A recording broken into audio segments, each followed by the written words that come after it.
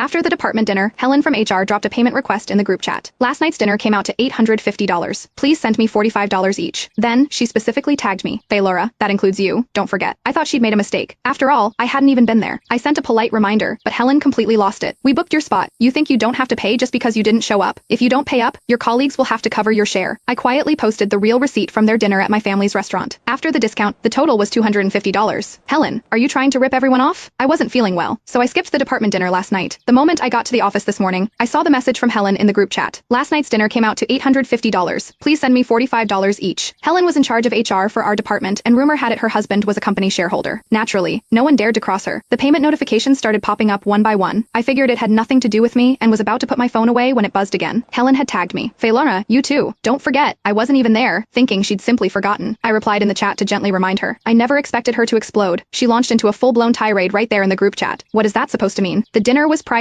per HE'd. I booked everything in advance. It is your problem that you didn't show up, but that doesn't mean you are exempt from paying. Are you really so broke? You'd try to skip out on $45? Helen's words were utterly merciless. My face flushed hot with embarrassment. I had messaged her privately yesterday to explain I couldn't make it. She told me it was no problem, that the restaurant charged by the dish, not per person. What changed overnight? A colleague sitting next to me leaned over and whispered, Laura, you are new to this department. You really don't want to get on Helen's bad side. But this wasn't my fault. And more than that, what she said was just plain nasty. I took a screenshot of our conversation from the day before and posted it in the group. I tagged her directly. Helen, yesterday, you said it was fine. Why the change of heart today? If you had told me up front, I would have just paid it. Are you that hard up for my $45? The moment the message went out, I could hear a collective gasp ripple through the open plan office. Several people gave me subtle thumbs ups. Honestly, I didn't want to make a big deal out of it, but she started it, and I was holding back my harsher thoughts. I'd seen a video from the dinner last night. A few simple, family-style dishes on the table. Not even a single bottle of wine. How on earth did that cost over $800? The chat went silent. I ignored it, tossed my phone aside, and focused on my work. I wasn't worried about getting fired for pissing her off. I expected Helen to stomp over to my desk any minute, but it wasn't until the lunch break that she finally appeared. Stilettos clicking, designer bag swinging, her face a mask of fury. Who do you think you are? She hissed. When did I ever say you didn't have to pay? Who knows if that screenshot is photoshopped? And even if I did say it, it was only because I felt sorry for the new girl. Now the entire department has paid except for you. What makes you so special? You think you are better than everyone else? Looking at her perfectly made-up face and designer outfit, I realized something. No wonder it was so quiet this morning. She hadn't even been in the office yet. Her outburst startled everyone from their lunch break. They saw who it was and immediately went back to staring at their screens, fuming but silent. A few shot me resentful glances, seeing that I wasn't responding. Helen assumed I was scared. She planted her hands on her hips, looming over me. Pay me the dinner fee right now, and then you will apologize to me in front of the entire department. Otherwise, I'll make sure your life in this office is a living hell. It was a blatant threat. A fresh-faced rookie might have buckled immediately, but I wasn't a rookie. I'd been with this company for 10 years. Most of my old colleagues had either been laid off or transferred. As a long-term employee with a permanent contract and a documented workplace injury